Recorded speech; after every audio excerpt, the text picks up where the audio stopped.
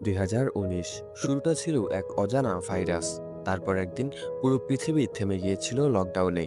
রাস্তায় মানুষ ছিল না, স্কুল কলেজ সবকিছুই বন্ধ। লাশের গন্ধ বাতাসে, আর মন ভরা ভয়। করোনার সে দুঃস্বপ্ন আমরা কেউ আজও ভুলতে পারিনি। আজ 2025 সালের মাঝামাঝি এসে আবারও শোনা যাচ্ছে এক নতুন নাম, XBB.1.16। করোনার নতুন রূপ, নতুন ছায়া। কেউ বলছে এটা আগের থেকেও বেশি ভয়ানক, কেউ বলছে লকডাউন আবারও ফিরে আসছে। কিন্তু আসলে কি হচ্ছে? আমরা কি আবার ভয়ানক কোনো বিপদের দিকে এগিয়ে যাচ্ছি? চলুন খুঁজে দেখি সত্যিটা। করোনা কি আবার ফিরে আসছে? নতুন এই ভেরিয়েন্ট কতটা বিপজ্জনক? এটা কি আবার লকডাউন ফিরিয়ে আনবে? আজকের ভিডিওতে আমরা বিশ্লেষণ করব XBB.1.16 নিয়ে সবকিছু, তথ্য, সতর্কতা আর ভবিষ্যতের সম্ভাবনা। XBB.1.16 হল ওমিক্রনের একটি সাবভেরিয়েন্ট। 2023 সালের শুরুতে প্রথম শনাক্ত হয় ভারত ও সিঙ্গাপুরে। এর সংক্রমণ ক্ষমতা অনেক বেশি এবং এটি আগে আক্রান্ত বা টিকে নেওয়া ব্যক্তিদেরকেও আক্রান্ত করতে পারে।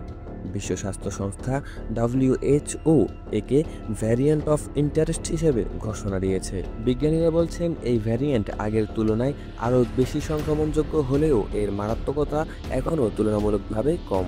কিন্তু এর ইমিউন এসকেপ ক্ষমতা সবচেয়ে বড় চিন্তার কারণ।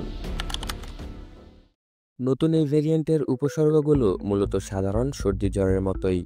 জ্বর, কাশি, গলা ব্যথা, শরীরে ব্যথা, ক্লান্তি, চোখে লালচে ভাব, যা আগের ভ্যারিয়েন্টে খুব কম দেখা গিয়েছে। শিশুদের মধ্যে চোখে সংক্রমণ ও জ্বালা পড়ার মতো উপসর্গও দেখা গিয়েছে।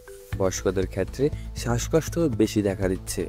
সবচেয়ে বিপজ্জনক দিক হলো অনেকেই কোনো উপসর্গ ছাড়াই সংক্রমিত হচ্ছে, ফলে অজান্তেই অন্যদের মধ্যে ছড়িয়ে পড়ছে ভাইরাস।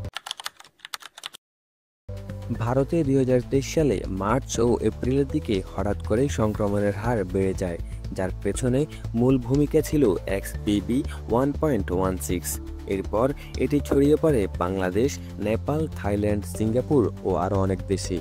বর্তমানে ইউরোপ, আমেরিকা এবং অস্ট্রেলিয়ার কিছু অঞ্চলেও এটি শনাক্ত হয়েছে।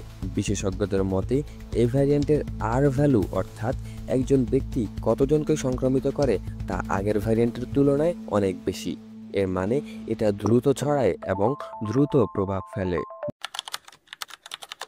নতুন এই ভ্যারিয়েন্ট কিছুটা ইমিউন এসকেপ ক্ষমতা রাখে, মানে আগের ভ্যাকসিন বা সংক্রমণ থেকে পাওয়া রোগ প্রতিরোধ এখন অনেক সময় কার্যকর হচ্ছে না।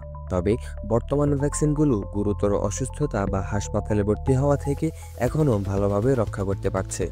বিশ্ব স্বাস্থ্য সংস্থা বলছে সতর্কতা এবং ব্যক্তিগত সুরক্ষা ব্যবস্থা আগের মতোই গুরুত্বপূর্ণ।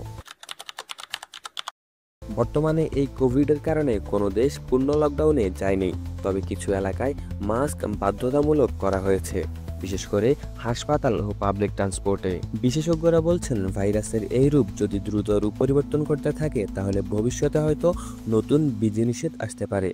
তাই এখনই প্রয়োজন ভিড় এড়িয়ে চলা, নিয়মিত হাত ধোয়া, অসুস্থ হলেই পরীক্ষা করানো এবং ভ্যাকসিন বা বুস্টার ডোজ নেওয়া। কোভিডের এই নতুন ভ্যারিয়েন্ট আবার আমাদের মনে করিয়ে দিচ্ছে করোনা এখনো শেষ হয়নি, এটি কেবল রূপ বদলাচ্ছে। ভয় নয়, দরকার সচেতনতা। আমরা যদি সচেতন থাকি তাহলে লকডাউন নয়, মুক্ত জীবন আমাদের হাতেই থাকবে। ভিডিওটি ভালো লাগলে একটি লাইক দিন আর কমেন্টে লিখুন আপনার মতামত। সাবস্ক্রাইব করুন সূত্রান্তর।